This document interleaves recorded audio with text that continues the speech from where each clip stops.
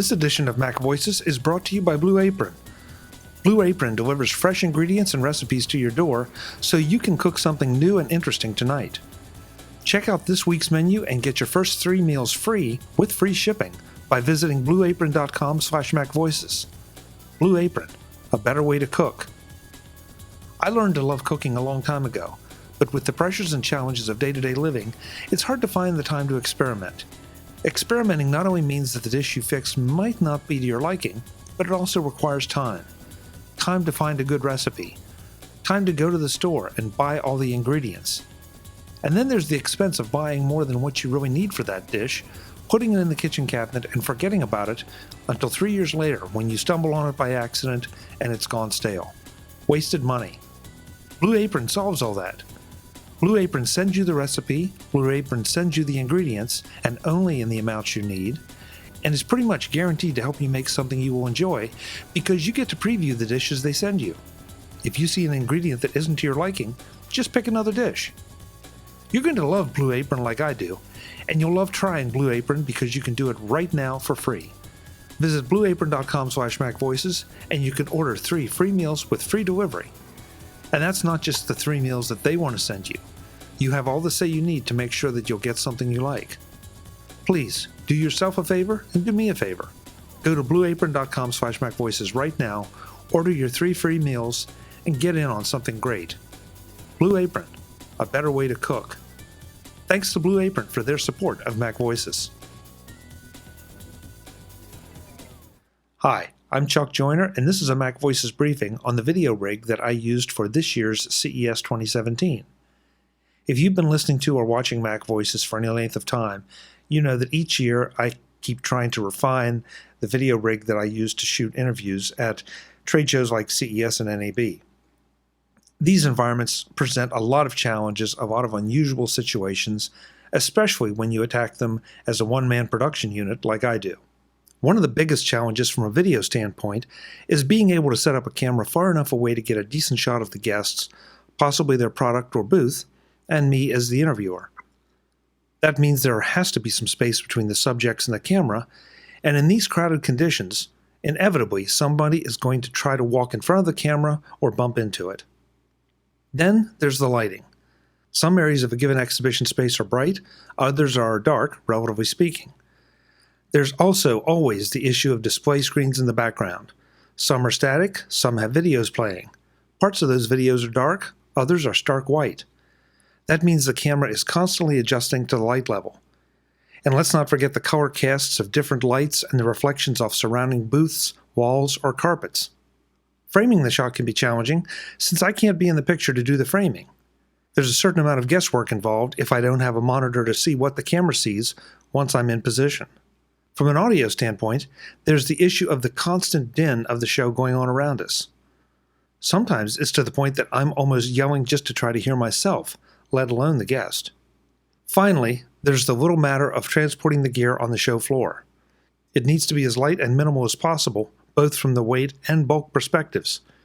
Fighting the crowds while loaded down with camera gear isn't a lot of fun. This year, I gave up my GoPro rig for one big reason, and that was a bit of a disaster that happened at NAB last year, when a faulty audio cable meant that I wasn't capturing any audio, and I lost several terrific interviews with some really great people. I have some absolutely gorgeous, pristine video, but it's silent. There's not a lick of audio. Now, to be fair, this wasn't the GoPro's fault itself, but the problem was that the GoPro, under no circumstances, gives you any audio meters to monitor your audio level or the fact that you're recording audio. And so I had no way of knowing until after the fact, and by then it was obviously too late. I switched to an iPad Pro 9-inch as my video source for a couple of reasons. First, it has a terrific camera that shoots 4K. Having that much resolution to work with means I can be a little less precise in framing and can adjust or zoom in post to position the shot. Second, because of its size, even while shooting video, the battery life is sufficient for a full day of this kind of shooting with power to spare. Next, I selected the iOgrapher as the housing for the iPad and to allow it to be mounted to a tripod. The iOgrapher is relatively lightweight, yet holds the iPad very securely. It also has a threaded lens mount that provides the option of using a wide-angle lens, which iOgrapher just happens to make, and that means I could put the camera even closer to the subjects, cutting down on those pesky, inattentive people interrupting the shot. The iOgrapher's cold shoe mounts are useful for attaching other gear, such as my kick light from Rift Labs. Both brightness and temperature are adjustable, and the battery has a decent life since it's an LED panel. This is the only piece of gear that made the cut from last year's rig. For the first time in several years, I gave up my beloved Manfrotto standing monopod. As convenient as it is for transport and setup on the show floor, with an iOgrapher housed iPad at the top, it isn't stable enough for shooting in a crowd. A slight bump by a passerby, and you look like you're watching an earthquake. I opted for the Manfrotto MKC3H01M tripod. In addition to being much more stable, it stands just over 60 inches high, yet collapses down to a very small 18 inches, small enough to fit in even today's small carry-on suitcases. At 2.5 pounds, it isn't the lightest tripod going, but it's acceptable. Best of all, it's affordable, at $95 on Amazon. Especially nice is the pistol grip action head that adjusts to the right, to the left, forward, and backward. It can be angled easily depending on the position of the camera, the subject's height, and any other factors that crop up. On the audio side, I use the IK Multimedia iRig HD microphone with a lightning extension cable from Cellularize, and of course, a foam windscreen. That's another big change, since I've been using a Shure SM58 even longer than the Manfrotto monopod. The mic has a gain adjustment on it, and as you can tell from the interviews, has fairly good off-axis rejection that helps isolate the guest from the rest of the show floor noise. In a couple of cases, because the noise was so great and I'm used to using the Shure, my part of the audio was a bit overdriven, but I adjusted it once I realized what was happening. In order to avoid the disaster of not being able to confirm that audio was being recorded, I used the FilMic Pro video app. Not only does it include an audio level indicator, but also all sorts of options including various resolutions and frame rates, a battery indicator, and more. Overall, this is my new favorite rig to use for expo interviews and beyond. One small problem did crop up, and that had to do with the iRig HD mic. Because it uses a micro USB cable to connect into the bottom of the mic, it has a tendency to come loose since it doesn't lock in place like an XLR mic does. This happened a couple of times, but happily, I caught it in time to correct or re-record the interview. I ended up using a piece of tape wrapped around the cord and the bottom of the mic to take the tension off and assure that it stayed plugged in. I'll be looking at other solutions for a mic option only for that reason. The performance of the mic itself was excellent, and if you're not dragging all this gear around a trade show floor, it's highly recommended. The only other small issue that I had was that there's no way to monitor the video once I'm back out in front of the camera after framing the shot. But again, with the 4K resolution, that's not the issue it used to be. If I figure out something else, you'll be the first to know. Or if you have suggestions, please let me know. One last thing on the hardware side, and under the heading of full disclosure.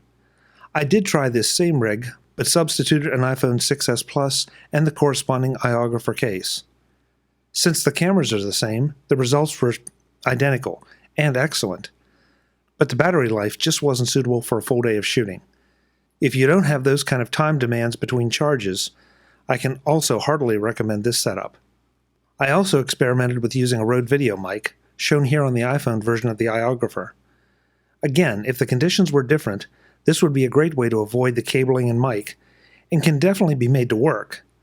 But with the degree of ambient noise on the trade show floor, I prefer the mic, especially for the audio-only versions of MacVoices.